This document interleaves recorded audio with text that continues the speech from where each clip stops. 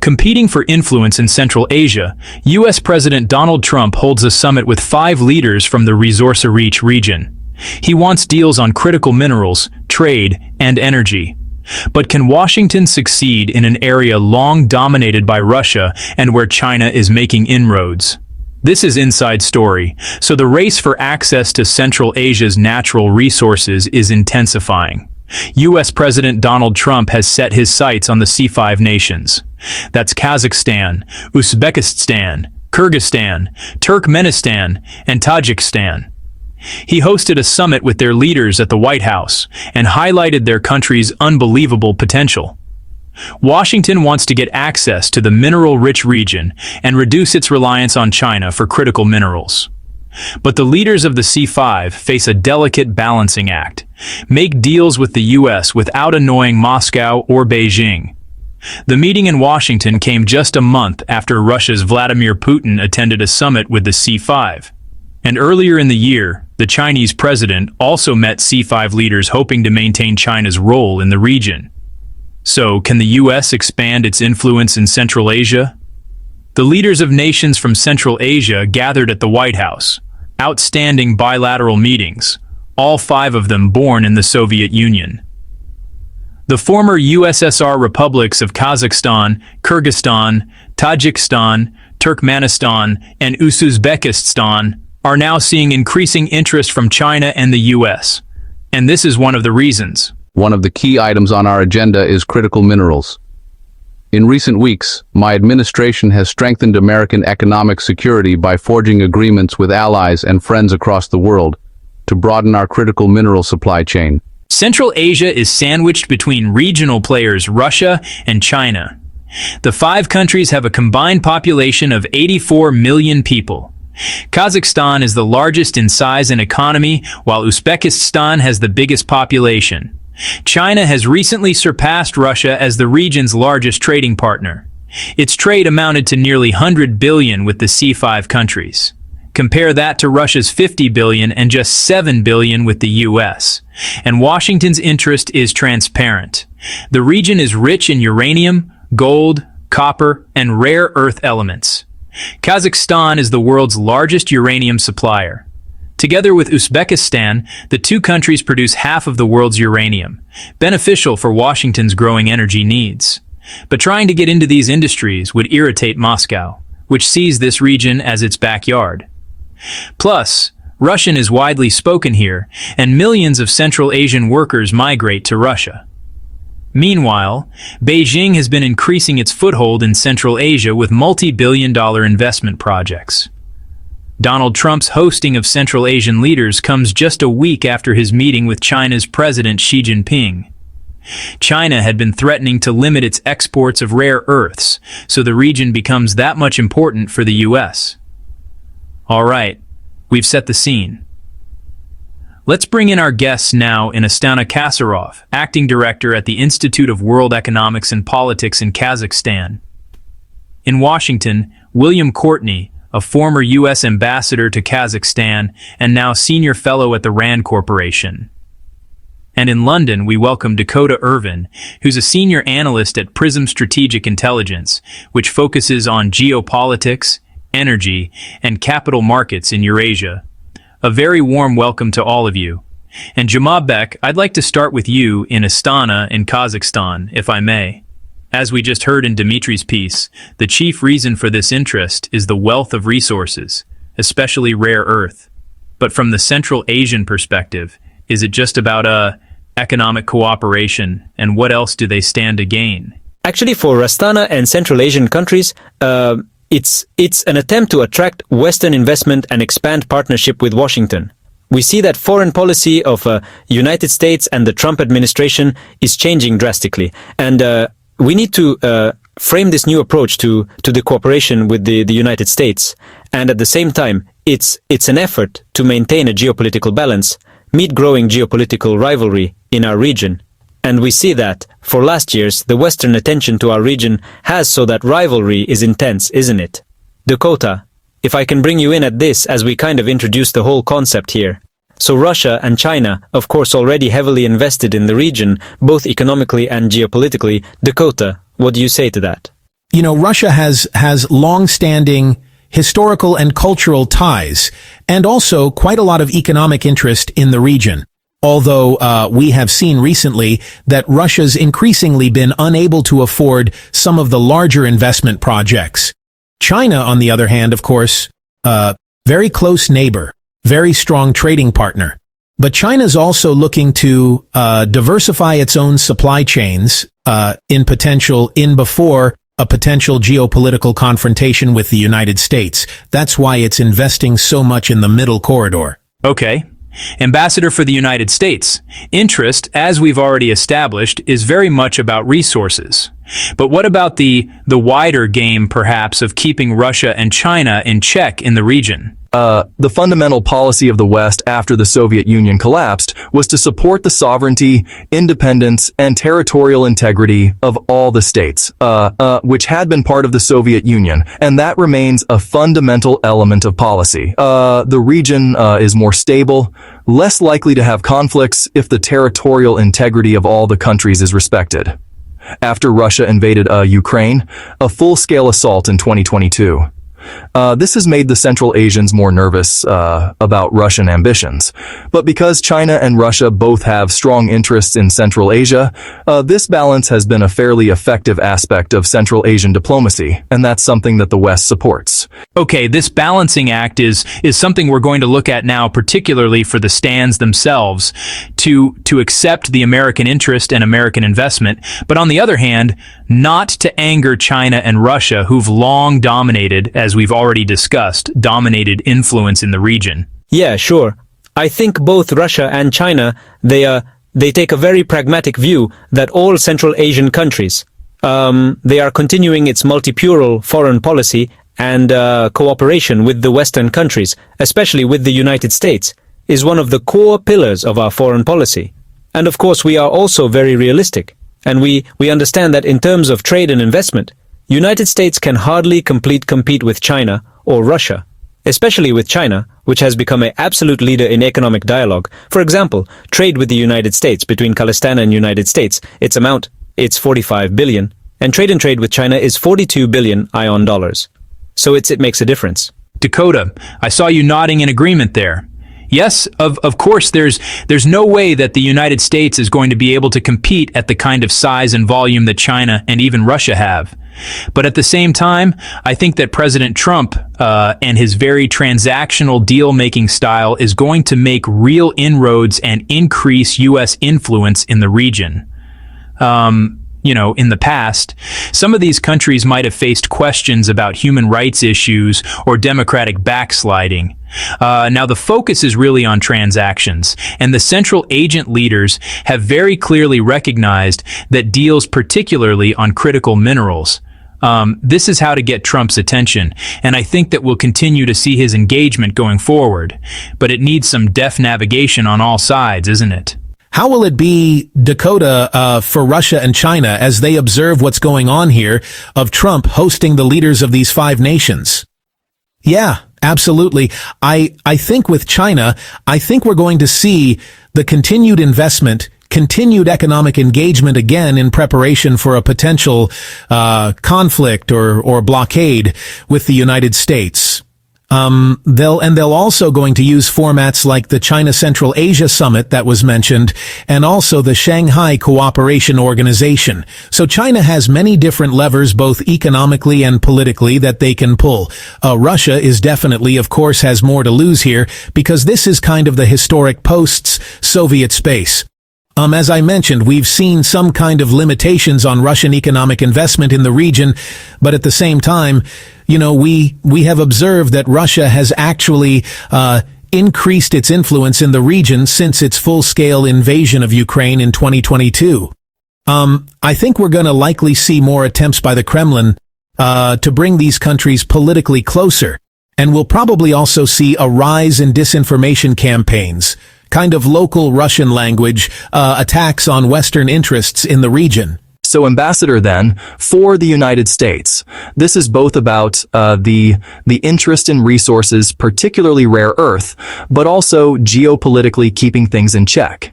That's correct.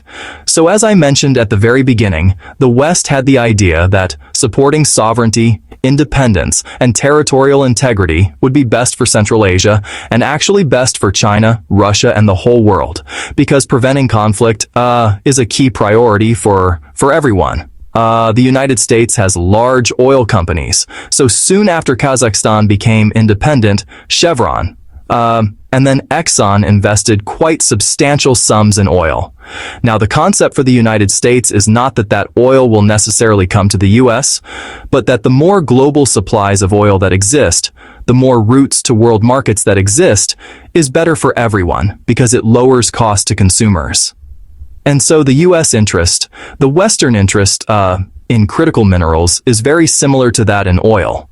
The critical minerals that come out of Central Asia, because the U.S. is far away, may not come to the United States, but they will add to global supplies, and that will be stabilizing for everyone. Ambassador, if you were still ambassador in Astana, how would you be navigating this diplomatic arena, sort of walking this diplomatic tightrope and trying to present these deals, but yet not putting these nations into situation where they're exclusive deals with the United States that mean that they have to seritize with their current cooperation with Russia and China.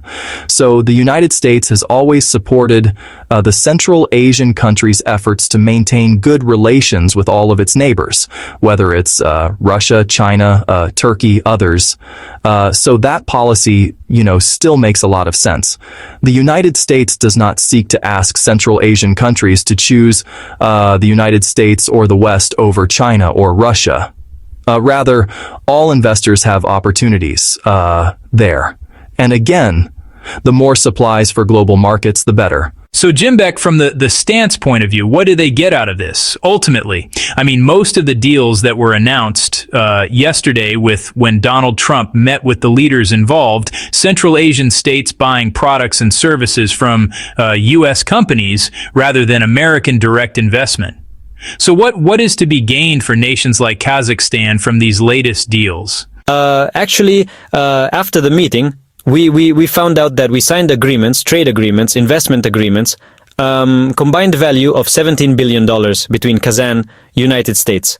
It's a huge number, and especially I want to pay attention on the AI, on the agreements on AI, because we see that President Trump pays huge attention to AI and horse materials. And in terms of this matter, I think Kazan can offer a lot to American investors, and we also very interested in American presence, American economic presence here, because everyone acknowledges that besides all the recent developments, United States still the greatest power in the modern geopolitics. And Stan is really interested because without West, without United States, we will end up in tight embrace of China and Russia, and it's a huge risk for our sovereignty, geopolitical rule for maneuvers that I think Astana is genuinely interested in such economic projects with United States.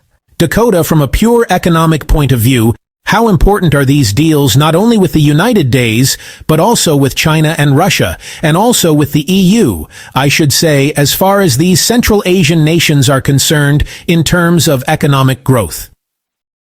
Well, I think, as you pointed out, the deals were very one-sided. It was primarily Central Asian countries investing in the U.S. economy. And that's why I think viewing the C5+1 summit yesterday, it's necessary to view it through the lens of Trump's broader engagement with global allies, right? He's looking for investments in the U.S. economy, and he's also looking to secure the critical supply deals. I think one thing for the Central Asian countries, this was about getting Trump's attention, engaging with him, and signing these deals now so that in the future we could see additional investment projects. I'm reminded by how Trump engaged with Ukrainian President Vladimir Zelensky in that first they wanted to sign the critical minerals deal at the beginning, and then we saw a resumption in the provision of military equipment for Ukraine's war against Russia. So I think that Central Asian leaders will view this meeting, even though it won't have a massive economic impact right now, in the long term, I think it opens the door for increased U.S. investment and engagement. Right. Ambassador, what do you say to that? Well, I think that's certainly the case that there will be increased engagement from the United States and from the West as there are more opportunities for investment in Kazakhstan. And those investment projects will generally require that that the investors in Kazakhstan purchase equipment from the West. And so that has traditionally been something that has been important. For example, a U.S. company is going to be initiating a tungsten mining operation in Kazakhstan. That will require a lot of equipment. So the economic engagement is really two-way between Central Asia and the West. And a key issue now with critical minerals is that the Chinese monopoly or oligopoly power is really more in the refining than in the extraction of the minerals from the ground. So the Kazakhstanis and others are going to be looking for a way to add value by having refining operations in their countries, and that will be helpful for Europe and the United States because our environmental regulations in the West may be too difficult for those refining operations to take place. Well, that just means that the dirty operations happen somewhere else, right? Well, typically refining operations happen closer to the source of supply because refining involves separating out a lot of stuff that isn't really what you're trying to refine. And so rather than ship all that to some distant location, doing the refining in Central Asia would make a lot of sense for most things. Right. I just want to come back to the Russian point of view about this and how Moscow will be viewing it and how that is seen in Astana and how much they do not want Western interests in their backyard from a Russian point of view, because, you know, these were all former Soviet states. There are significant cultural ties and a destination for many millions of migrant workers who earn money and send it home. Actually, I think Moscow, also China, they already get used to Annas for multilateral foreign policy because in the context of Ukrainian war, for example, Astana declared that it supports Ukrainian territorial integrity, and we don't recognize occupied new territories that Russia claims as a new territories. So I think our partners get used to our multilateral foreign policy. And Music ASA's position is very open and very constructive because, as I said before, we have to maintain our geopolitical balance between its core pillars of our foreign policy. And there is no surprise for our colleagues in Beijing and Moscow. This last month, President Putin was in Tajikistan to strengthen military cooperation between the two nations. What is the view in the Kremlin about the United States trying to put through these deals and to have greater influence on geopolitics in the region? Well, I think the Tajikistan meeting is very interesting, in fact, because at that, we witnessed Tajik President Emin dress down Putin and accuse him of disrespecting Tajikistan and the Central Asia region and demanding more respect. So again, we can see that there might be the sense within the Kremlin that the region is slipping away a bit. But of course, members Kazakhstan, Tajikistan, Kyrgyzstan are members of the Russian-led military alliance. Security ties are very strong. President Kasim-Jomart Tokayev was really saved by the Russians during the Kanar uprising and attempted coup in January 2022. So there's a lot of strong security ties there, and I don't think those are going to go away necessarily. This conflict now has really moved on to the economic sphere, and Russia will be aware that it really can't compete with some of the major U.S. companies, particularly after the U.S. sanctioned oil majors, Rosneft and Lukoil. And Lukoil is involved in several of the major oil and gas projects in Kazakhstan. And the future of that involvement is very much under question right now, which is certainly going to be an issue for the Kazakhs as well as the Russians. Okay, now how are they likely to take that on, do you think? Well, I think what we're going to see, the main project that's under threat has not been developed yet. It's in the Kalam-Kasazar Sea, where Lukoil has a 50% stake in the local entity. So that is sanctioned right now. We'll probably see Lukoil move under 50%. But there is the possibility that they might exit some of the major U.S.-led projects in Tennis and Karachaganak, which are led by the U.S. IOCs, just because of the difficulty of managing financial payments and things like that. And I think that ultimately China could be a major beneficiary of this, as they've been looking to enter into Kazakhstan's energy sector and the major projects for several years now. And if Lucille withdraws, it could be an opportunity for Beijing. So, ambassador in international diplomacy, as you know only too well, everyone is always triple guessing everybody else. So, how will the United States, do you think, be calculating Russia and China's slightly maneuvering around this? The United States and the West are both really interested in trying to encourage good relations between all the countries. No one wants to see a country use military aggression in Central Asia, for example, or to see the use of economic pressure. That reduces the opportunities for the countries of the region. This is why it's important that the countries be able to have strong sovereignty and independence. That's the best long-term solution for the region. And the other aspect of that too, for the long term, is the region is democratic development has not really taken place much in Central Asia, and so the West is concerned that this could leave the region more vulnerable to political disruption. So over the longer term, I think the West believes that Central Asia would do better for itself if it allowed some democratic development. Right? And presumably from Astana's point of view, as human be, that's something that would be welcomed, of course. And current administration in Kazakhstan, President Tukov, he declared a lot of political reforms, and as you know, we're planning to make a parliamentary reform the next year. And I think we understand the expectation of the West in terms of human rights and democratic reforms and Central Asian countries. They have to take into account the Western position, because West is one of the main economic partners and geopolitical allies, and it's also an internal willing of Central Asian countries to make reforms, because without reforms there will be a lot of problems in terms of internal policy, and we faced it already. So I think we need Central culture countries also. Dakota, there is one nation that's outside of the C5, and that is Azerbaijan. There is talk of making it C5+2 by including Azerbaijan for the U.S. to engage successfully with Central Asian states. It does need help from Baku, right? Absolutely. And there's been a lot of regional integration led by countries like Kazakhstan and Uzbekistan to integrate Azer into the kind of a greater Caspian region. Of course, the U.S. has major economic interests, with oil and gas companies operating in Azerbaijan as well. But we've seen this increased engagement in the region, in the Caucasus region, from the U.S.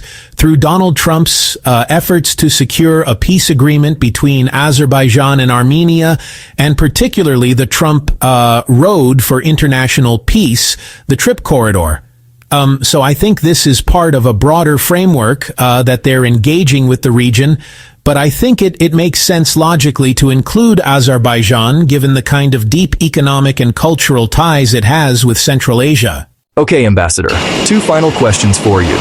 A U.S. military base, not an immediate possibility right now, or even in the medium term, but in the long term, is that something that might be something that makes sense to the United States?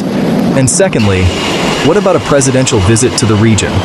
U.S. secretaries of state make random occasional visits to nations in Central Asia, but that's about it. Do you think we could see President Trump making a visit? With regard to military base, the U.S. has no plans for a military base in Central Asia, and there's no prospect that that will happen. After 9/11, the United States made temporary use of Uzbekistani and Kyrgyzstani facilities. And then, as Afghanistan, War Jaram pulled out from that, but there's no desire in the U.S. and no need for a permanent military base in Central Asia. With regard to presidential visits, it's hard for the U.S. president to travel a lot of places. In the past, for example, President Clinton hosted every one of the Central Asian presidents in Washington, and he hosted President Oba 3 times in Washington during Clinton's 2 terms in office. So there's been a lot of, over the years, a fair amount of presidential level involvement. All right? It'll be fascinating to see how the push and pull of geopolitics in this important region develop.